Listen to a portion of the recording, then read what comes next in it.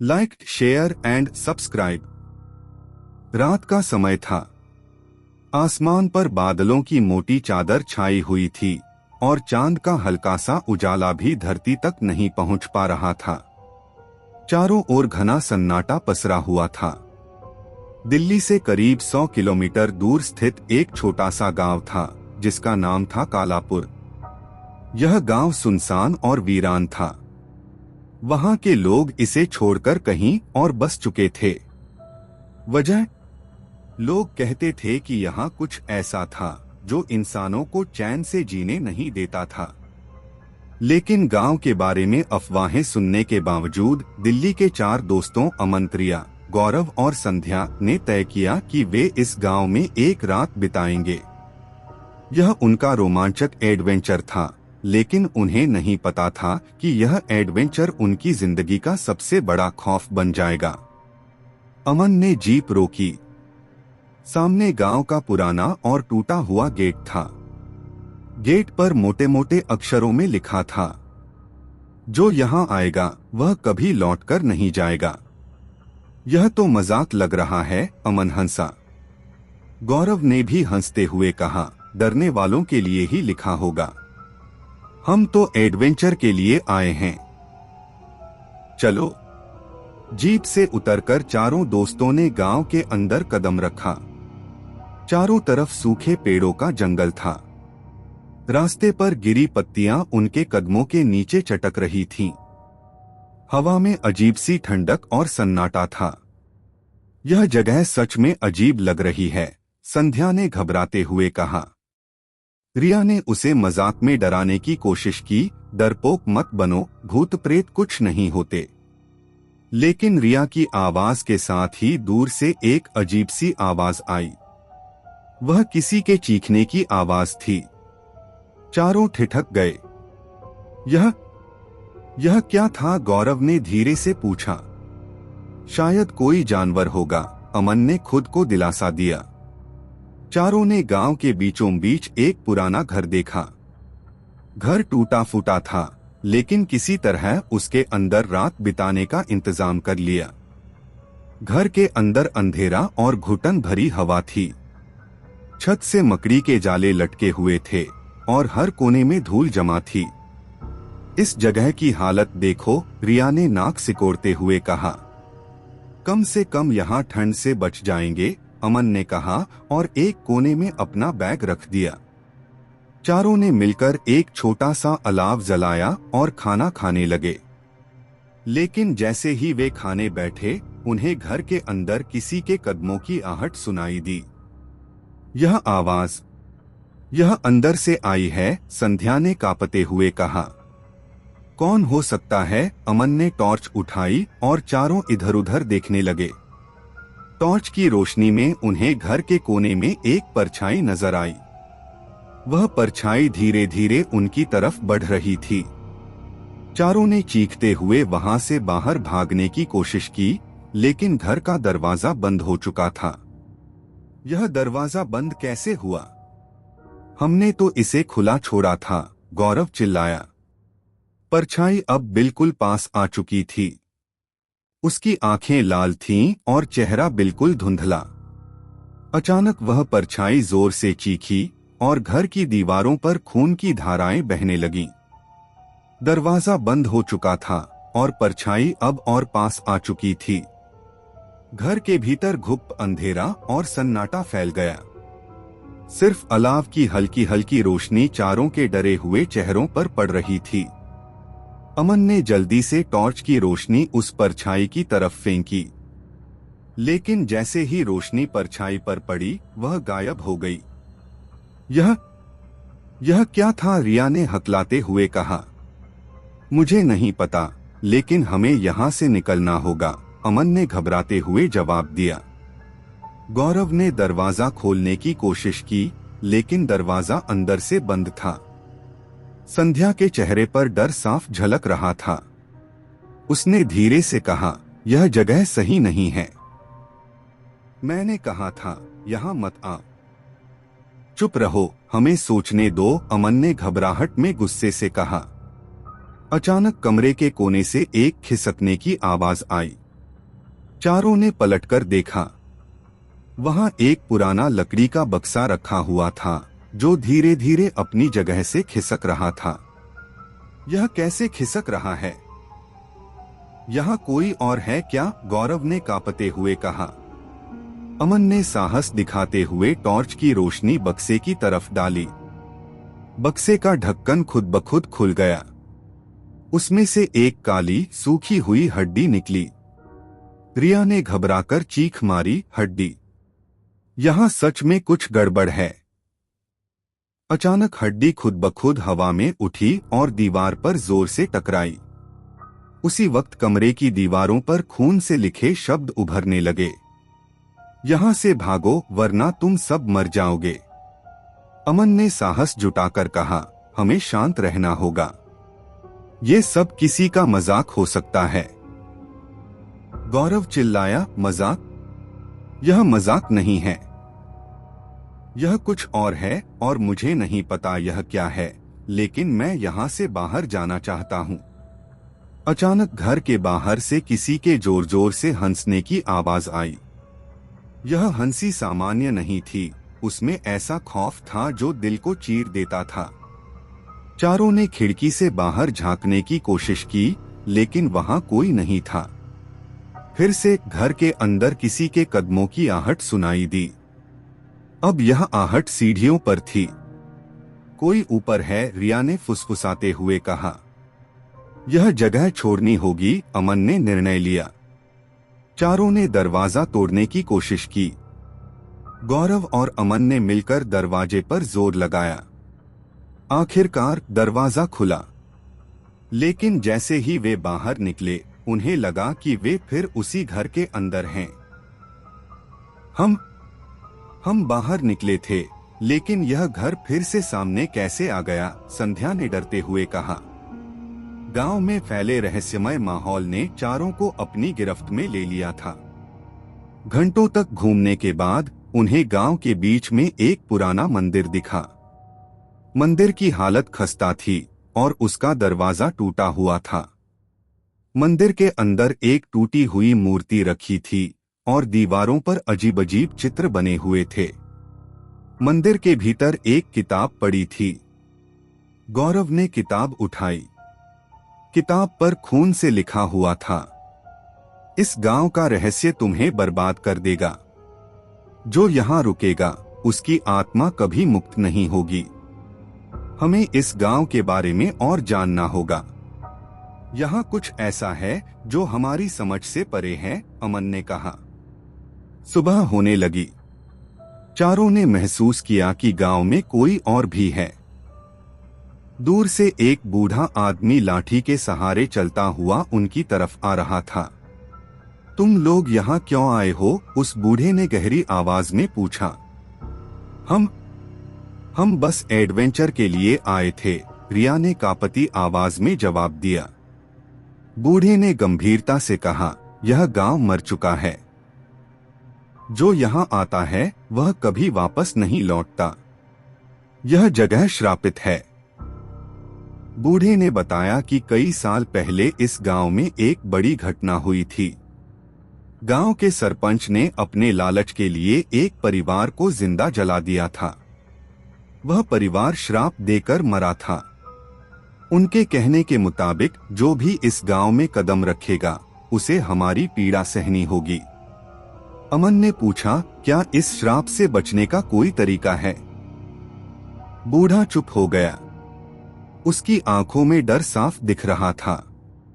उसने बस इतना कहा, तुम लोगों के पास समय बहुत कम है। अगर सूरज ढलने से पहले तुम यहाँ से नहीं गए तो तुम सब भी इस श्राप का हिस्सा बन जाओगे। चारों ने तुरंत गांव से बाहर निकलने की कोशिश शुरू की, लेकिन हर बार जब वे गांव की सीमा के पास पहुंचते, उन्हें वही पुराना घर दिखाई देता। यह क्या हो रहा है? हम यहाँ से बाहर क्यों नहीं निकल पा रहे? संध्या रो पड़ी। यह गांव हमें फंसा रहा है, अमन ने कहा।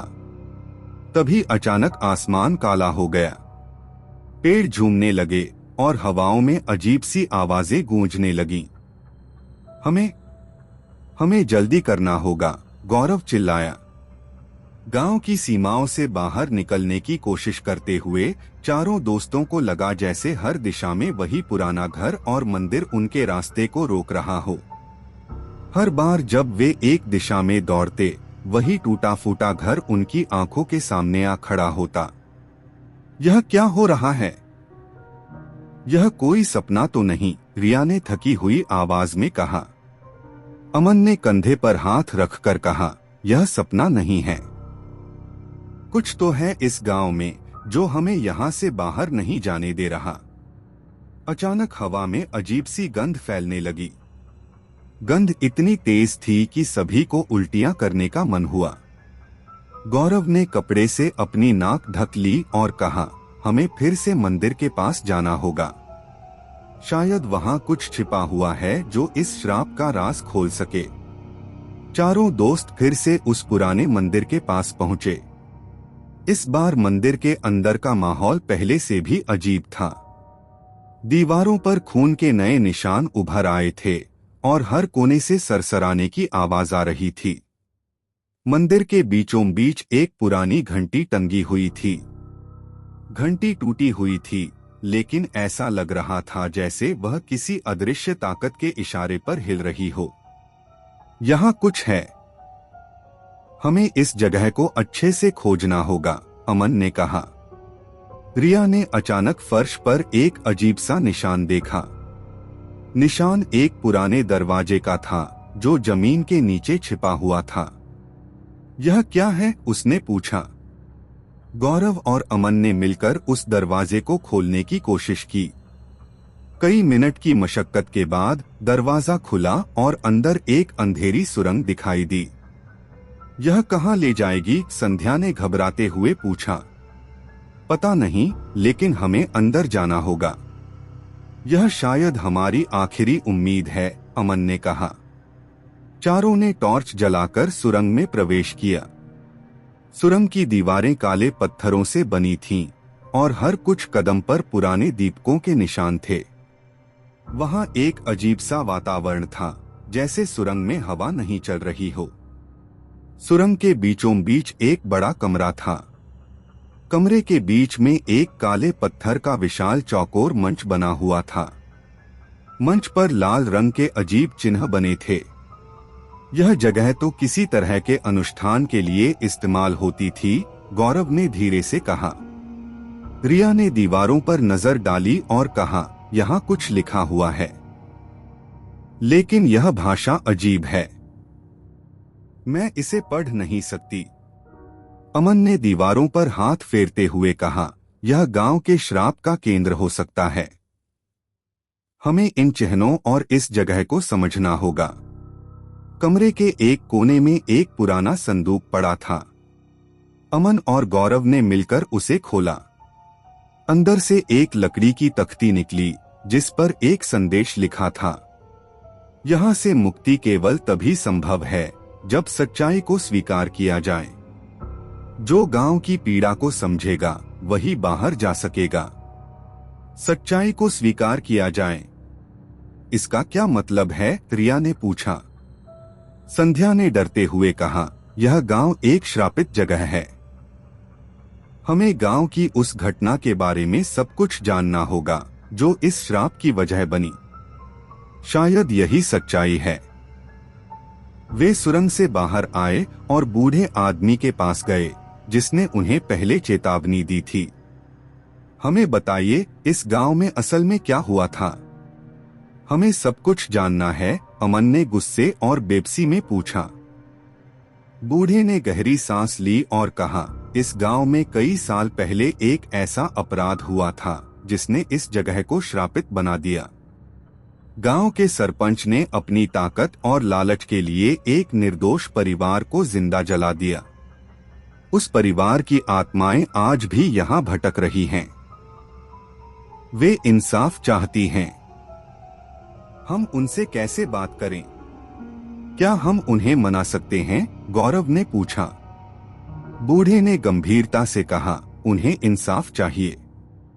जब तक सच सामने नहीं आएगा और दोषियों का नाम उजागर नहीं होगा, तब तक इस श्राप का अंत नहीं होगा।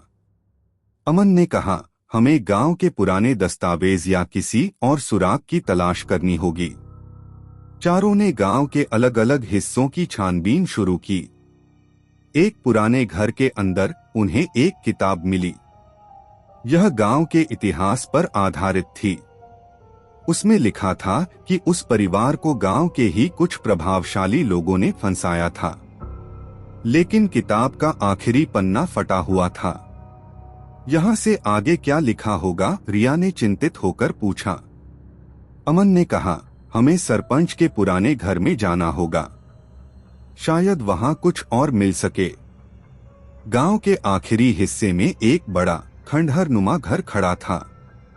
यह सरपंच का घर था।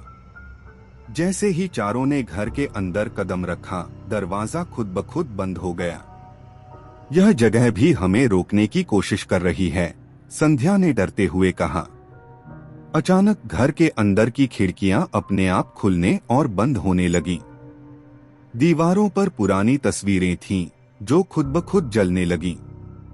हमें जल्दी करना होगा, अमन ने चिल्लाया। वे घर के अंदर एक छोटे कमरे में पहुंचे। कमरे के बीचों बीच एक पुराना संदूक रखा था। संदूक में कुछ दस्तावेज थे।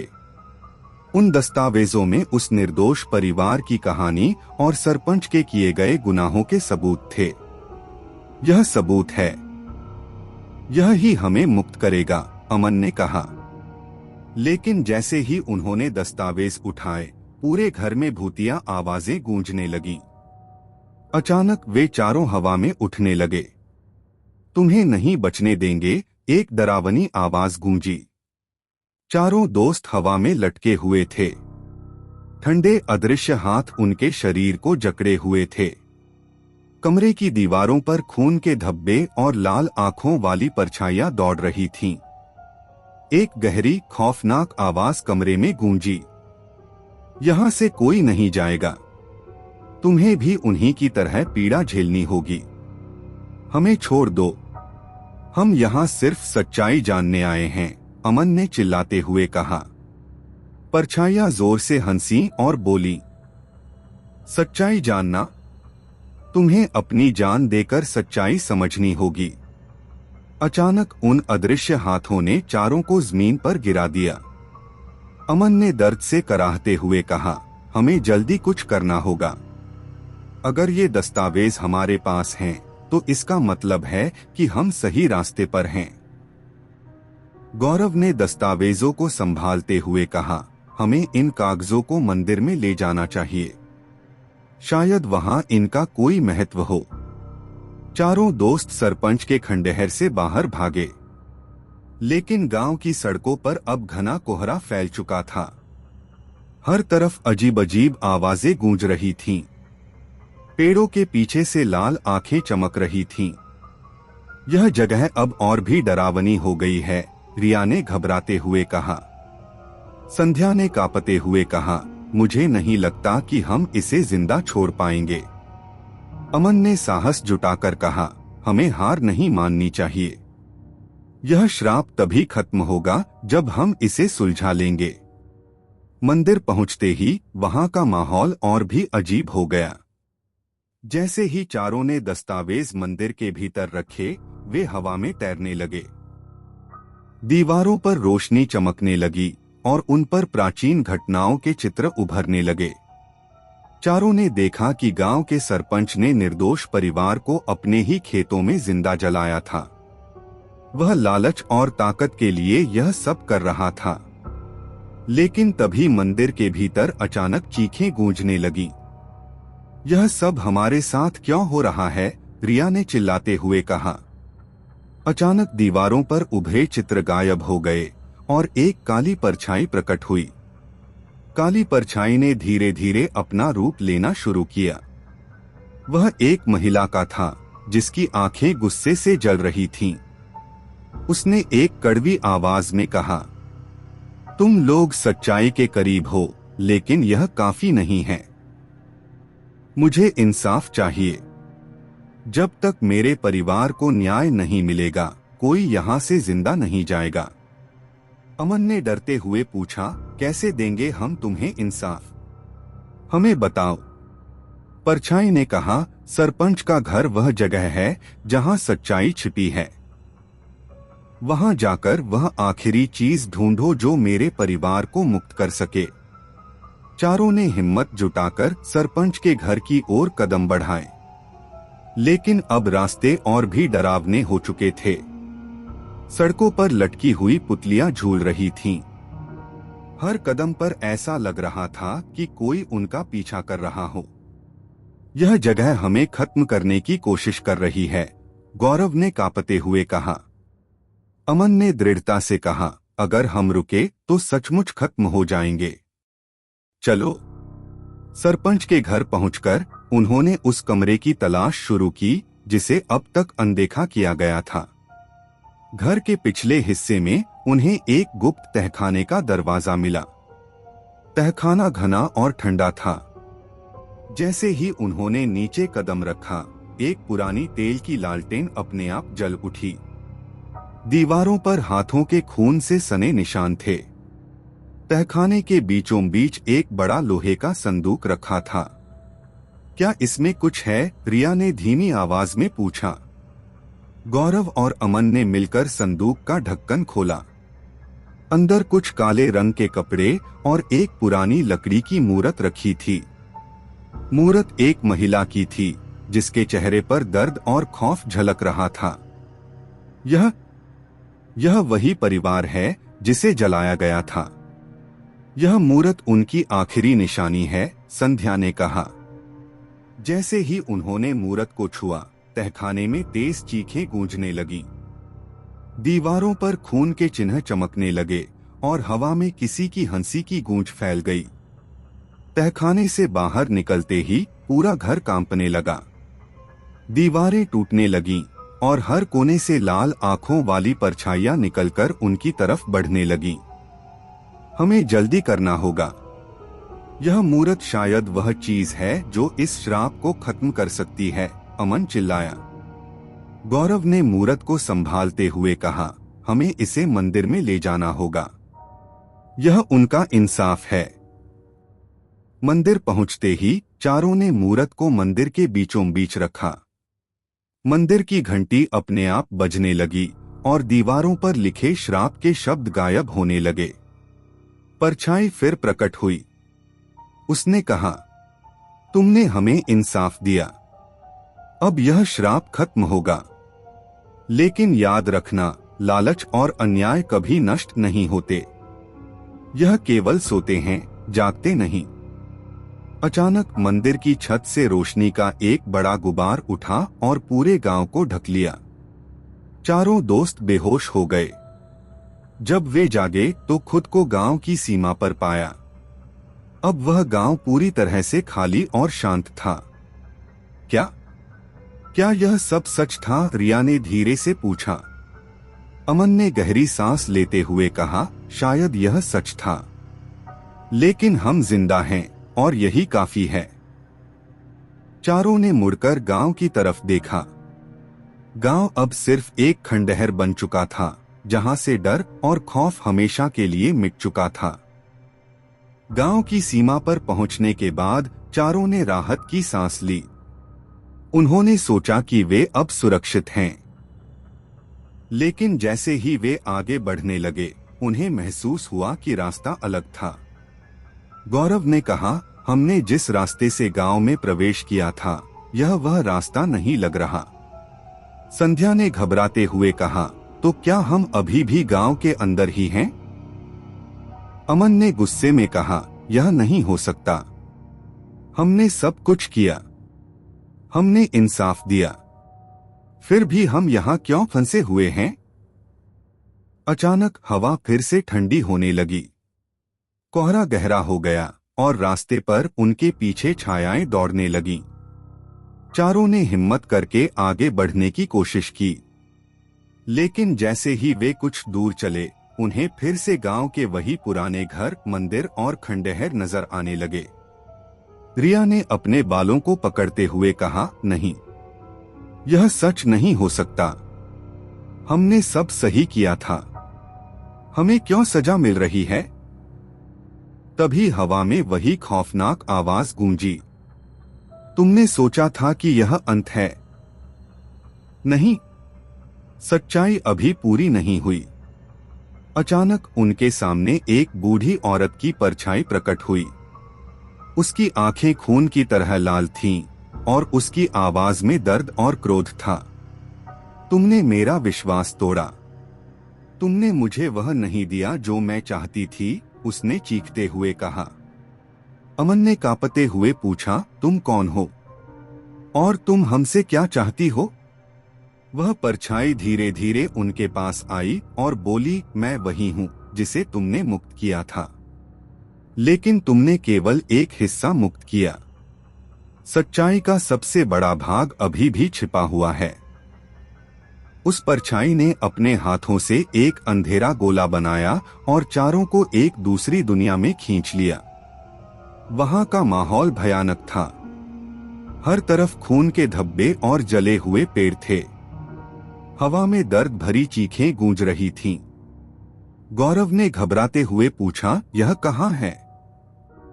यह दुनिया तो असल नहीं लगती। वह परछाई बोली, यह वह जगह है जहां हर झूठ का हिसाब लिया जाता है। तुमने सिर्फ घटनाओं को देखा, लेकिन उनकी गहराई को नहीं समझा। अब देखो असली सच्चाई। उनके सामने एक और दृश्य प्रकट हुआ। यह वही परिवार था जिसे जलाया गया था, लेकिन दृश्य में कुछ अलग था। परिवार को जलाने वाले केवल सरपंच ही नहीं, बल्कि गांव के कई और लोग भी शामिल थे। रिया ने रोते हुए कहा, तो यह सिर्फ सरपंच का अपराध नहीं था, पूरा गांव इसमें शामिल था। परछाई ने ठंडी आवाज में कहा, हाँ, और जब तक हर अपराधी की आत्मा का न्याय नहीं होगा, तब तक यह श्राप खत्म नहीं होगा। अमन ने घबराते हुए कहा, लेकिन हम क्या कर सकते हैं? वे सभी तो मर चुके हैं।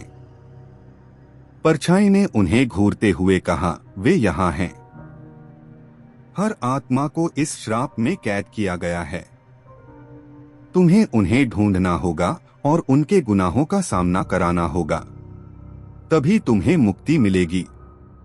चारों को अब उस भयानक दुनिया में अपराधियों की आत्माओं की तलाश करनी थी। वह जगह इतनी डरावनी थी कि हर कदम पर ऐसा लगता था जैसे कोई उन्हें देख रहा हो। पहली आत्मा एक जले हुए पेड़ के पास मिली। वह एक औरत की आत्मा थी जिसकी आंखें जलती हुई दिख रही थीं। उसने कहा, मैंने उस परिवार को जलता देखा, लेकिन मैं चुप रही। यह मेरी सजा है।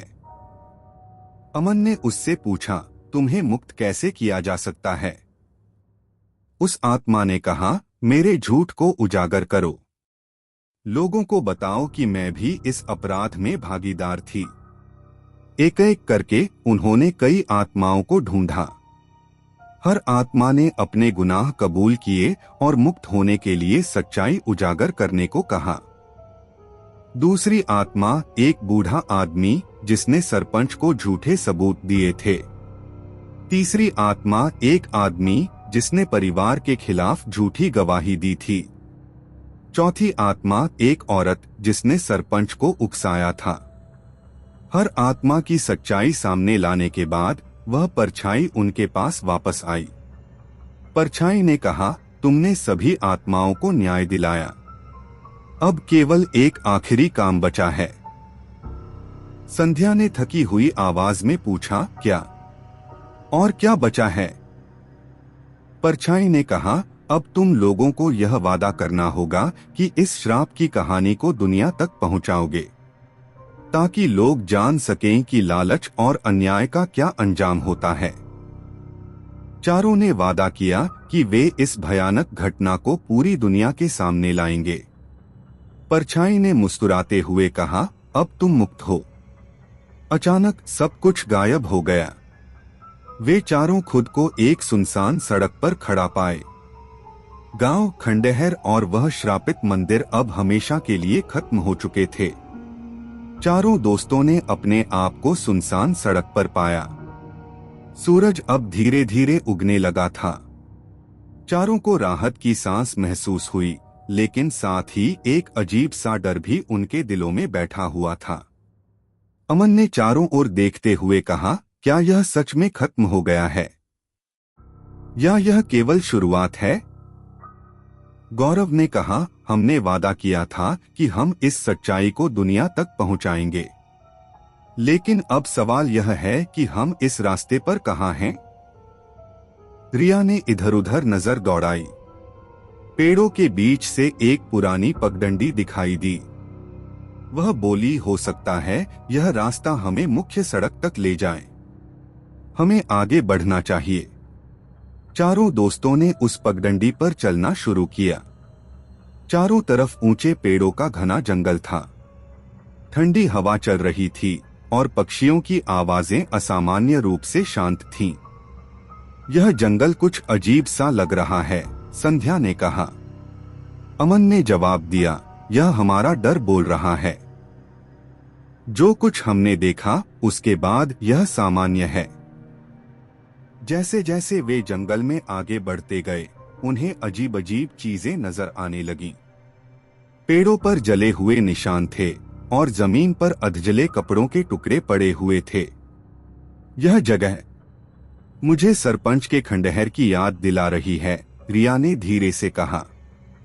गौरव ने कहा, हमें ध्यान रखना होगा।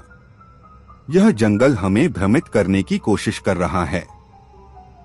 जंगल में अचानक अजीब आवाजें आने लगीं। यह आवाजें किसी के रोने, चिल्लाने और हंसने की मिश्रित ध्वनि थीं।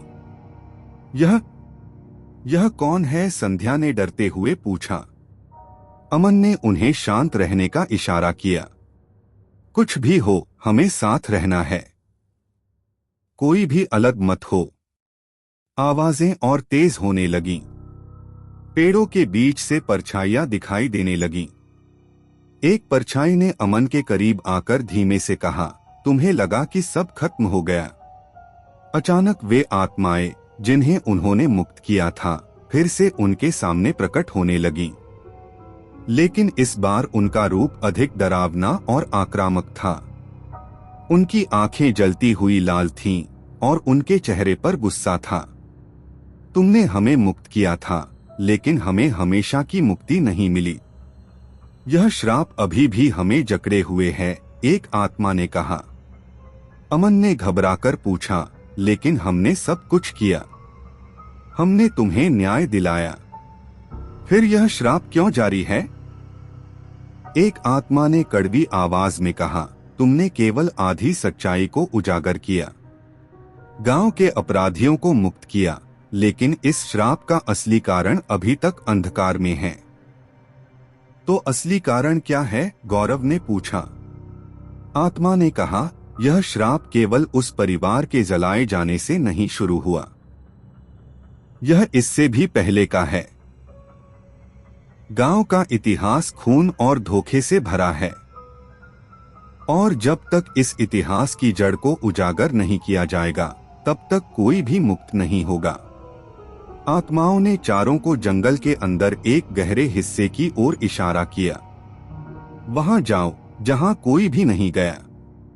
वहां तुम्हें सच्चाई मिलेगी, उन्होंने कहा। चारों दोस्तों ने डर और अनिश्चितता के बीच जंगल के उस हिस्से की ओर बढ़ना शुरू किया। रास्ता और भी खौफनाक होता जा रहा था। पेड़ों पर खून के निशान थे और हर कुछ कदम पर जमीन से हाथ जैसे आकृतियां उभर रही थीं। यह किसी और ही दुनिया की लग रही है, रिया ने कांपते हुए कहा। संध्या ने कहा, हमें हिम्मत रखनी होगी। अगर हम रुक गए तो यह हमें खत्म कर देगा। चलते चलते वे एक पुराने कुएं के पास पहुंचे। कुआं सूखा था, लेकिन उसमें से ठंडी हवा आ रही थी। कुएं के पास एक गहरी गुफा का मुंह था, जो काले अंधकार में छिपा हुआ था। गौरव ने कहा, मुझे यकीन है कि यह गुफा ही वह जगह है जहां हमें जाना होगा। अमन ने सिर हिलाते हुए कहा, अगर यही असली सच्चाई है तो हमें इसे उजागर करना ही होगा। जैसे ही चारों ने गुफा के अंदर कदम रखा, उन्हें लगा कि वे किसी और ही दुनिया में प्रवेश कर चुके हैं। गुफा की दीवारों पर अजीब प्रतीक और चेहरे उकेरे हुए थे। हर जगह से कराहने और चीखने की आवाजें आ रही थीं। गुफा के बीचों बीच एक बड़ा सा शिलालेख था, जिस पर प्राचीन भाषा में कुछ लिखा हुआ था। यह क्या है? रिया ने पूछा।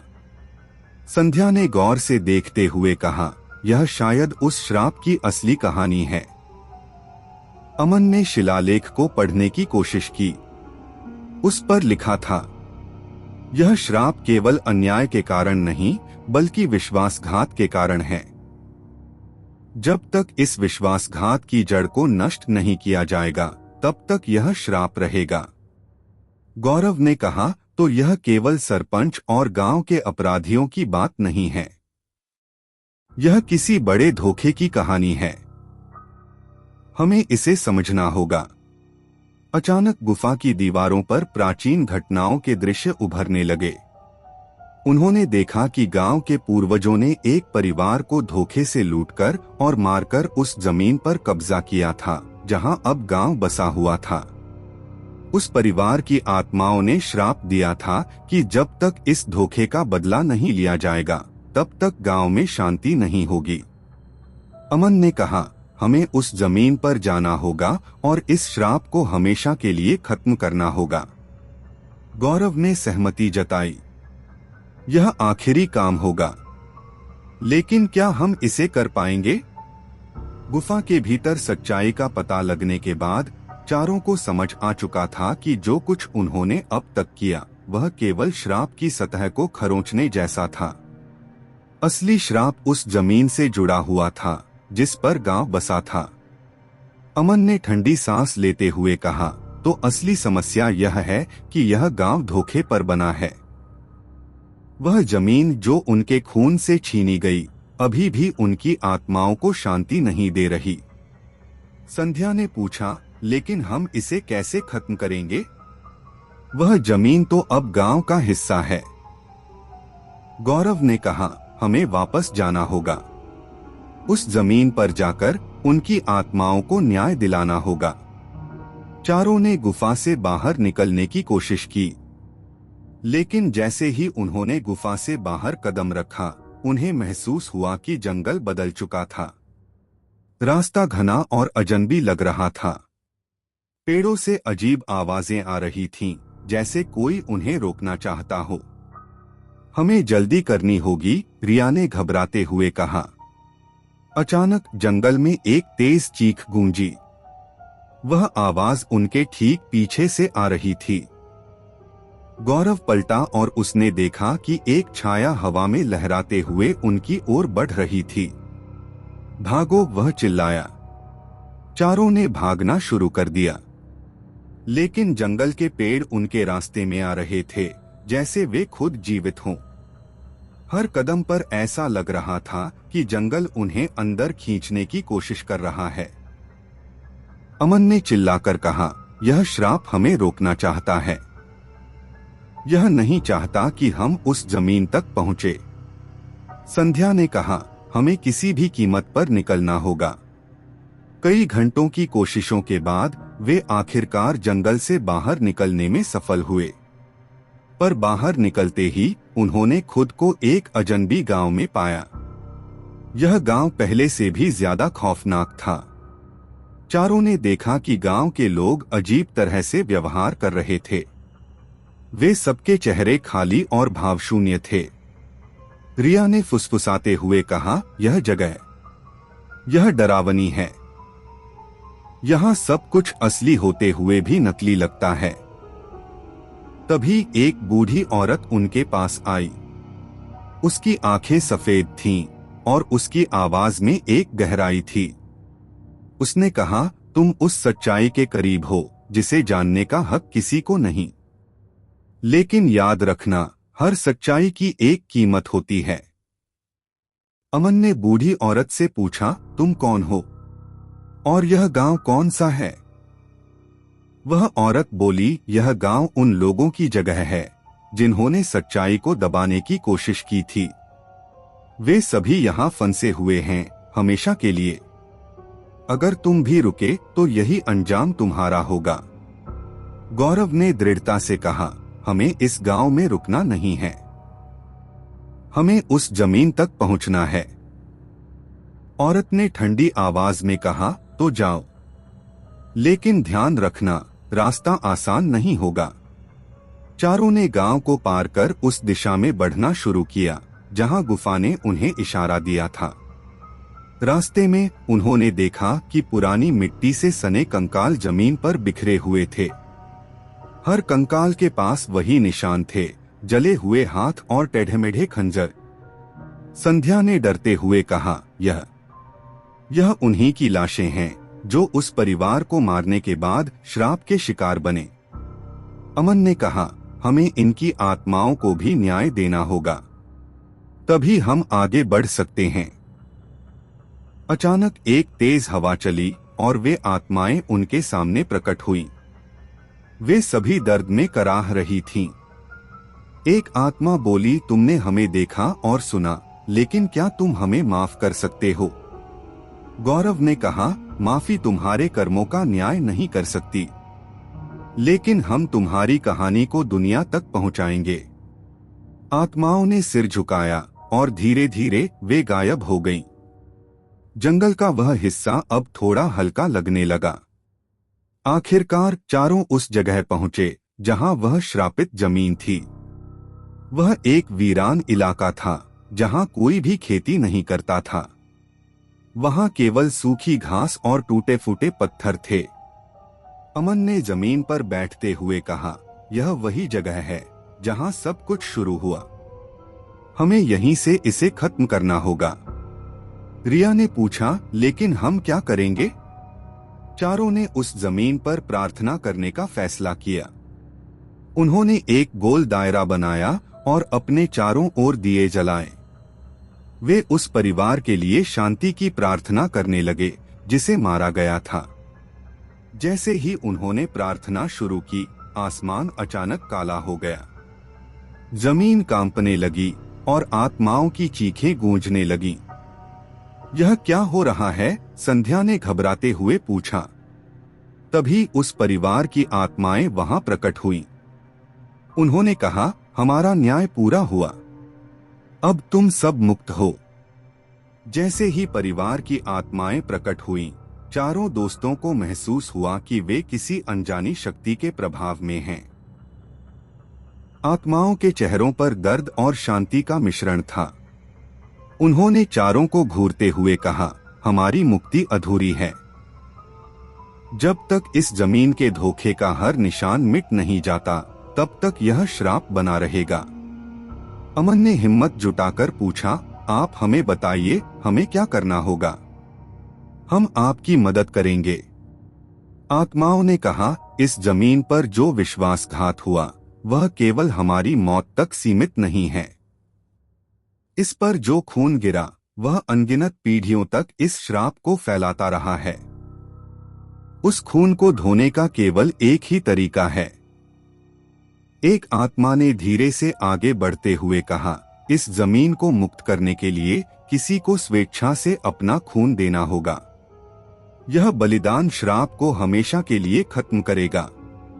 यह सुनकर चारों सन्न रह गए। रिया ने कांपती आवाज में कहा, क्या इसका मतलब हमें मरना होगा? आत्मा ने सिर हिलाते हुए कहा, नहीं, केवल एक को। चारों एक दूसरे की ओर देखने लगे। सन्नाटा गहरा था। गौरव ने आगे बढ़कर कहा, अगर किसी को जाना ही है तो मैं तैयार हूं। मैं नहीं चाहता कि मेरे दोस्तों को कोई नुकसान पहुंचे। अमन ने उसे रोकते हुए कहा, नहीं, यह इतना आसान नहीं है। अगर हमें इस श्राप को खत्म करना है तो इसे समझदारी से करना होगा। संध्या ने कहा, हमें यह तय करना होगा कि कौन सबसे अधिक मजबूत है जो इस बलिदान को सह सके।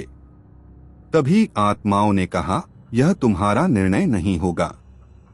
यह जमीन खुद चुनेगी कौन बलिदान देगा। जमीन अचानक कांपने लगी। चारों के पैरों के नीचे की मिट्टी अलग अलग दिशाओं में फटने लगी। एक तेज रोशनी अमन की ओर केंद्रित हुई। आत्माओं ने कहा, यह जमीन तुझे चुनती है। तू इस श्राप को खत्म करेगा। अमन ने गहरी सांस ली और कहा, अगर यही इस श्राप को खत्म करने का तरीका है तो मैं तैयार हूं, लेकिन मैं यह चाहता हूं कि मेरे दोस्त सुरक्षित रहें। रिया, संध्या और गौरव की आंखों में आंसू थे। रिया ने कहा, नहीं अमन, यह मत करो, हमें दूसरा रास्ता खोजने दो। लेकिन अमन ने उन्हें रोका। उसने मुस्कुराते हुए कहा, यह मेरे हिस्से का काम है, शायद मैं इसलिए यहाँ तक पहुँचा।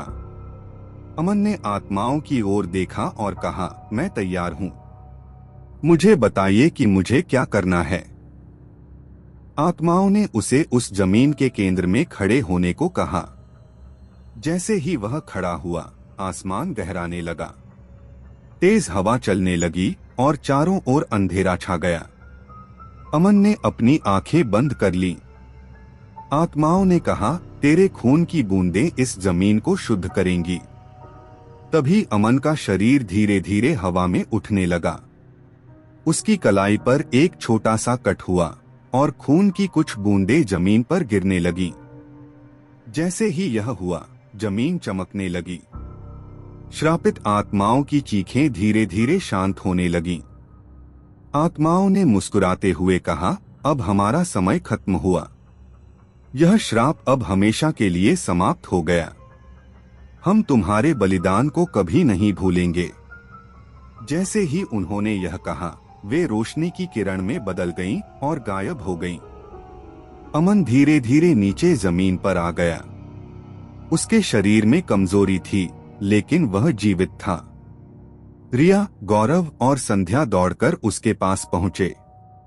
अगली सुबह चारों ने उस जमीन को देखा। वहां अब न कोई खौफनाक निशान था और न ही कोई अजीब आहट। जमीन अब शांत और निर्मल लग रही थी। गौरव ने कहा, यह सब खत्म हो गया। अमन ने मुस्कुराते हुए कहा, हाँ, लेकिन हमें इस कहानी को दुनिया तक पहुंचाना होगा, ताकि कोई और इस श्राप की त्रासदी का शिकार न बने। चारों दोस्तों ने गांव लौटकर सब कुछ बताया। गांव वाले अब उस श्रापित जमीन को छोड़कर दूसरी जगह बसने का फैसला कर चुके थे। अमन, रिया, गौरव और संध्या ने इस सफर से बहुत कुछ सीखा। यह उनकी दोस्ती का सबसे कठिन और अद्भुत सफर था, जो हमेशा उनकी यादों में रहेगा। Like, share and subscribe.